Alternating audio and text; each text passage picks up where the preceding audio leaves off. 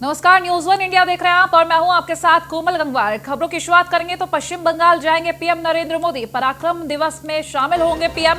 शाम 4 बजे पीएम मोदी का प्रस्तावित कार्यक्रम है। तो बता दें, पीएम मोदी के दौरे से पहले ममता दीदी का पैदल मार्च भी है। तो पश्चिम बंगाल जाएंगे पीएम मोदी, पराक्रम दिवस में शामिल होंगे। शाम 4 बजे पीएम मोदी का प्रस्तावित कार्यक्रम है। उनके दौरे से पहले ममता दीदी का पैदल मार्च है। तो बता दें, नेताजी की जयंती को देश नायक दिवस के रूप में मना रही है टीएमसी, जिसको लेकर पैदल मार्च भी किया जा रहा है। पीएम मोदी के दौरे से पहले ये पैदल मार्च किया जा रहा है खुद ममता दीदी की तरफ से। टीएमसी नेताजी की जयंती को देश नायक दिवस के रूप में मनाई जा रही है।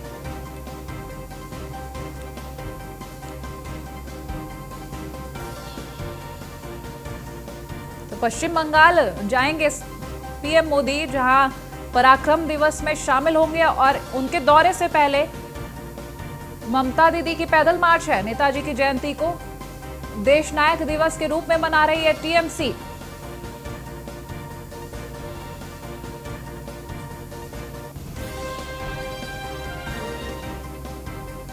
तो पीएम मोदी जहां पश्चिम बंगाल दौरे पर रहेंगे, लेकिन उनके दौरे से पहले ये पैदल मार्च टीएमसी की तरफ से, बता दें, नेताजी सुभाष चंद्र बोस की जयंती को देश नायक दिवस के रूप में मना रही है टीएमसी और पैदल मार्च निकाला जा रहा है।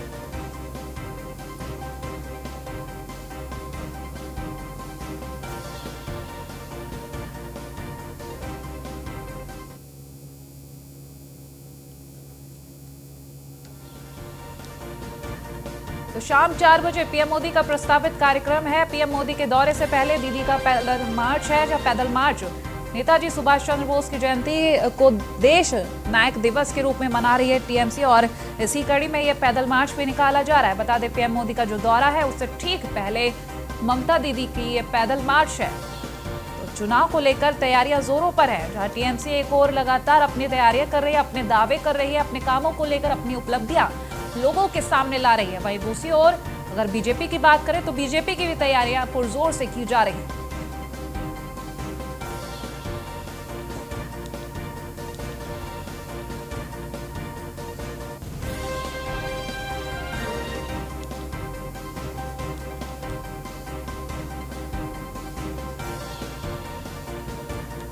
तो पश्चिम बंगाल दौरे पर पीएम मोदी जाएंगे। बता दें, इससे पहले ममता दीदी की पैदल मार्च है।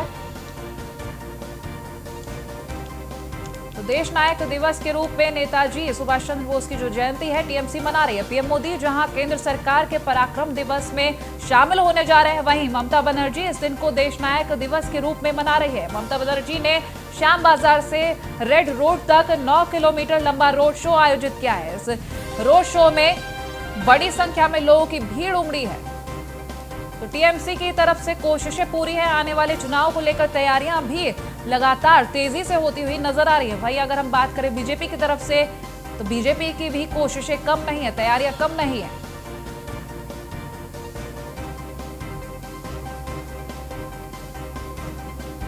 जहां एक और पराक्रम दिवस में, आज केंद्र सरकार के पराक्रम दिवस में शामिल होने जा रहे हैं पीएम मोदी। वहीं दूसरी ओर बात करें अगर ममता बनर्जी की, तो आज नेताजी सुभाष चंद्र बोस की जो जयंती है उसको देश नायक दिवस के रूप में मना रही हैं। ठीक पीएम मोदी के दौरे के पहले वो एक पैदल मार्च निकाल रही है, जिसमें आपको बता दें रोड शो जो है 9 किलोमीटर लंबा आयोजित किया गया है। इस रोड शो में काफी बड़ी संख्या में लोगों की भीड़ उमड़ी है।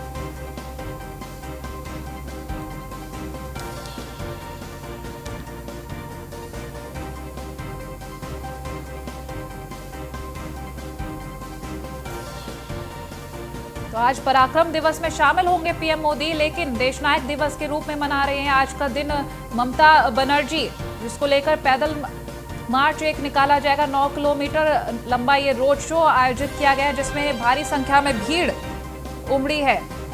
ममता बनर्जी ने श्याम बाजार से रेड रोड तक ये 9 किलोमीटर लंबा रोड शो आयोजित किया है।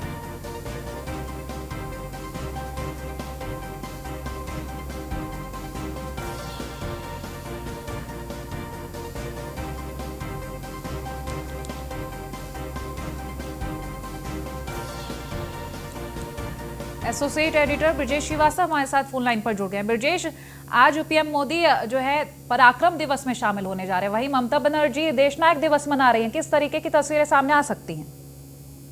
देखिए, सबसे बड़ी बात यह है कि जिस तरीके से बंगाल के अंदर पूरा हंगामा पसरा हुआ है जी, ममता बनर्जी पदयात्रा कर रही हैं और सबसे बड़ी बात यह है कि उन्होंने बीजेपी पर बड़ा हमला बोला है। उन्होंने साफ तौर पर कहा है कि बीजेपी लोगों को बांटना चाहती है।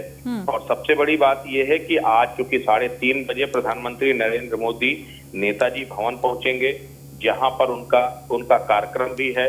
और सबसे बड़ी चीज ये है कि जिस तरीके से अभी हावड़ा में तृणमूल कांग्रेस के समर्थकों और भाजपा के समर्थकों के बीच, कार्यकर्ताओं के बीच में जो है एक तरह से जो है हिंसा हुई है, दोनों तरफ से जो है हमले किए गए हैं, 15-20 लोगों को चोटें आई हैं।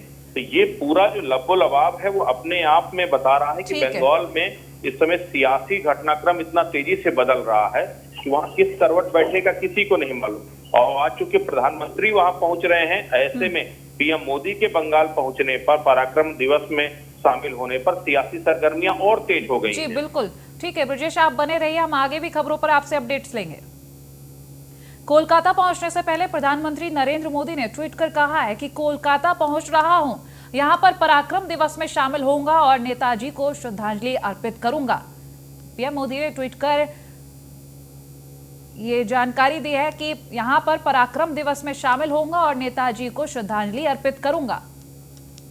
ब्रजेश श्रीवास्तव हमारे साथ लगातार फोन लाइन पर बने हुए हैं। ब्रजेश, पीएम मोदी का ट्वीट भी सामने आ गया है कि कोलकाता पहुंच रहा हूं, यहां पर पराक्रम दिवस में शामिल होऊंगा। क्या मतलब निकाला जा सकता है? देखिए, सीधा साफ का सियासी मतलब बिल्कुल साफ है जी। इस वक्त प्रधानमंत्री नरेंद्र मोदी के नेतृत्व में पूरी बीजेपी का फोकस बंगाल है। किसी भी कीमत में बीजेपी बंगाल विजय करना चाहती है और उसी के तहत जो पराक्रम दिवस पर प्रधानमंत्री का जो है बंगाल पहुंचना, ये उसी का मायने है। और लेकिन इस सबसे बड़ी बात है कि उसी के ठीक पहले ममता बनर्जी वहां 8 किलोमीटर लंबी पदयात्रा करती हैं। पदयात्रा करने के बाद जो है वो एक बार उसी जगह पर पहुंचती हैं जहां पर प्रधानमंत्री नरेंद्र मोदी पहुंचेंगे। प्रधानमंत्री नरेंद्र मोदी का नेताजी भवन में 3:30 बजे कार्यक्रम है और वहां पर अब से कुछ देर पहले ही ममता बनर्जी वहां पर पहुंची थी। और 8 किलोमीटर लंबी पदयात्रा पूरी करने के बाद तो कुल मिलाकर के नेताजी को टारगेट करके, जिस तरीके से गुजरात में अगर देखा जाए तो सरदार वल्लभ भाई पटेल को जो है बीजेपी ने टारगेट करके, बीजेपी ने कांग्रेस की सियासत को खत्म करने का या जो है उसे हाशिए पर लाने का काम किया। तो नेताजी के बहाने बीजेपी चाहती है कि बंगाल में वो कब्जा करे और नेताजी को लेकर अब सियासत तेज है। एक तरफ ममता बनर्जी भी पदयात्रा करके नेताजी को श्रद्धांजलि अर्पित करती है और दूसरी तरफ प्रधानमंत्री नरेंद्र मोदी भी पराक्रम दिवस के जरिए बंगाल में उस सियासत को जो है और धार देने में लगे हैं। तो अब ये उसी का पलटवार है, जहां प्रधानमंत्री पर हमला बोला, ममता बनर्जी ने कहा कि देश को बांटने की कोशिश कर रही है बीजेपी, वहीं प्रधानमंत्री ने ट्वीट करके कहा कि पराक्रम दिवस में बंगाल आ रहा हूं। यानी कि साफ तौर पर चुनौती है कि आप चुनौती स्वीकार कीजिए। उन्होंने ये कहा है कि हाँ पहुंच रहा हूं पश्चिम बंगाल और पराक्रम दिवस में शामिल होंगे, एक चेतावनी जैसे जता दी। बिल्कुल यही सियासत है। और सियासत जिस तरीके से हाल के दिनों में भी देखा था कि गृह मंत्री अमित शाह का जब दौरा हुआ था तब भी वहां पर हिंसा देखने को मिली थी, कार्यकर्ताओं पर हमला हुआ था। जब जो है नड्डा वहां पर ब्रजेश, आप हमारे साथ बने रहिए, आगे अपडेट्स लेंगे आपसे। तो पीएम मोदी के दौरे से पहले पश्चिम बंगाल में हिंसा, जी हां, टीएमसी और बीजेपी कार्यकर्ताओं में भिड़ंत दिखी है। टीएमसी कार्यकर्ताओं ने बीजेपी कार्यकर्ता प्रमोद दुबे को गोली मार दी। प्रमोद दुबे समेत बीजेपी के 2 कार्यकर्ता भी घायल हुए। घायलों को अस्पताल में भर्ती करा दिया गया है। बता दें, बंगाल चुनाव जैसे जैसे नजदीक आ रहे हैं, राजनीतिक हिंसा बढ़ता जा रहा है। तो एक बार फिर बीजेपी कार्यकर्ता प्रमोद दुबे को दिन दहाड़े तृणमूल कार्यकर्ता ने गोली मार दी। जी हां, घटना हावड़ा के बेलूर के सामने आई। बताया जा रहा है कि तृणमूल नेता कैलाश मिश्रा के नेतृत्व में आज हमला किया गया, जिसमें बीजेपी के कुल 2 कर्मी घायल हुए, जिनके सर पर चोट आई है। हावड़ा सदर अस्पताल में फिलहाल दोनों का इलाज चल रहा है। तो जहां एक और पीएम मोदी दौरे के लिए निकलने वाले, उससे पहले ही हिंसा सामने आ गई। तृणमूल नेता ने गोली मारी है। तो कैलाश ब्रजेश श्रीवास्तव हमारे साथ लगातार बने हुए उनसे जानकारी ले रहे हैं। ब्रजेश, अभी तो दौरा शुरू भी नहीं हुआ और उससे पहले ही हिंसा सामने आ गई। पिछली बार की अगर हम बात करें तो जब बीजेपी अध्यक्ष जेपी नड्डा गए थे तब भी इसी तरीके से हमला किया गया था और इस बार तो गोली चला दी गई।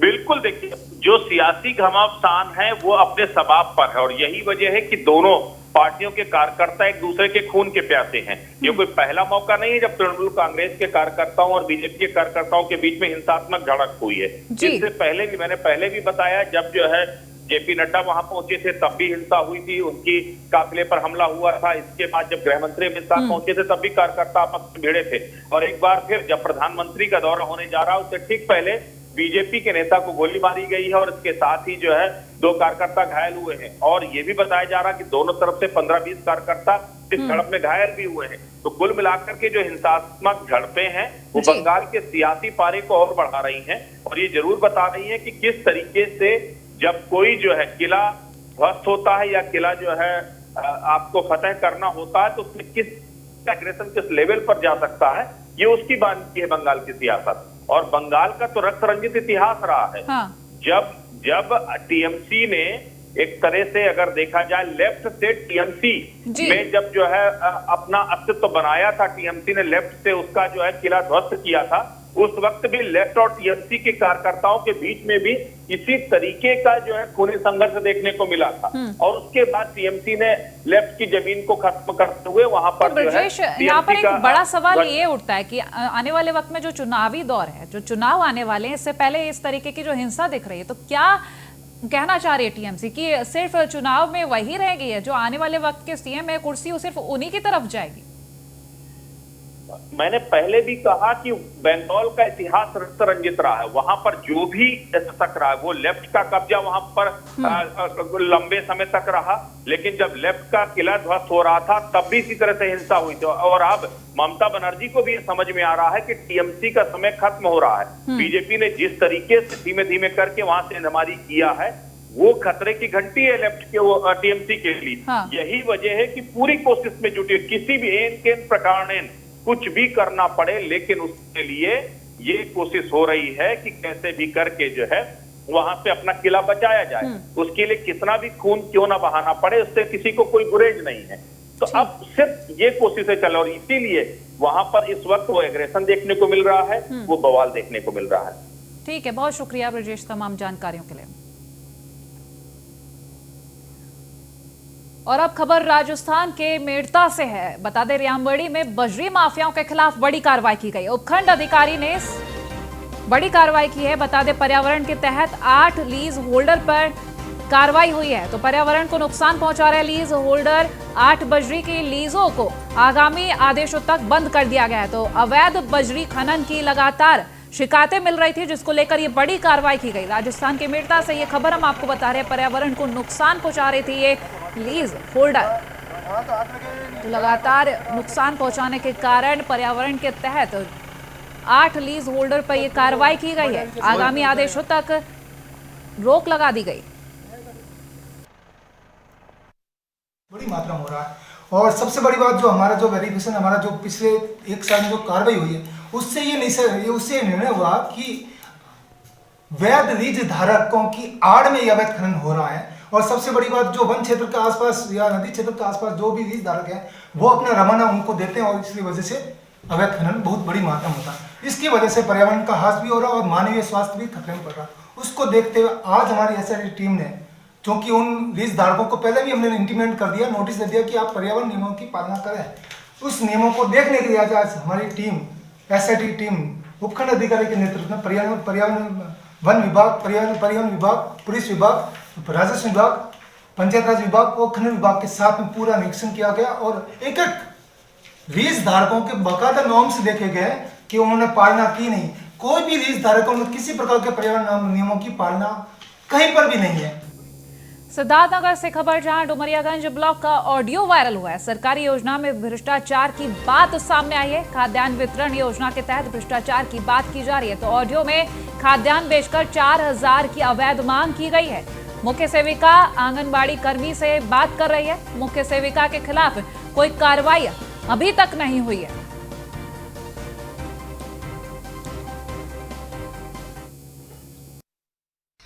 मेरे संज्ञान में इसका प्रकरण 5-6 दिन पहले आया है। तो इसको लेकर के मैं बाल विकास परियोजना अधिकारी से मिली हूँ और इस चीज़ को अवगत कराई, तो उन्होंने कहा कि मैं कार्रवाई करूँगी। पहले भी मतलब ऐसे संज्ञान में आती रही, तो हमने लेकर के आला अधिकारियों को अवगत कराया है, लेकिन आज तक कभी भी किसी अधिकारी ने कोई ठोस कदम नहीं उठाया इसके लिए। हम खुद परेशान हो गए हैं।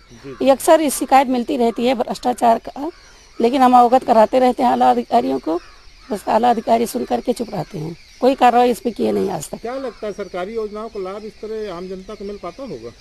कैसे मिलेगा जब हमारे अधिकारी ही खुद ही हमसे इस तरह की बात करेंगे, हमारे वर्करों से इस तरह की बात करेंगे, तो वर्कर को दिया गया है, गरीब बच्चों को दिया गया है कि गरीब बच्चे इसका लाभ पाएं। तो जब आला अधिकारी ही इस तरह का मिल करके हमारी आंगनबाड़ी से उत्साहित करते हैं कि आप हमको ये सब कर करके हमको दीजिए, तो वो लाभ जनता तक कैसे पहुँचेगी?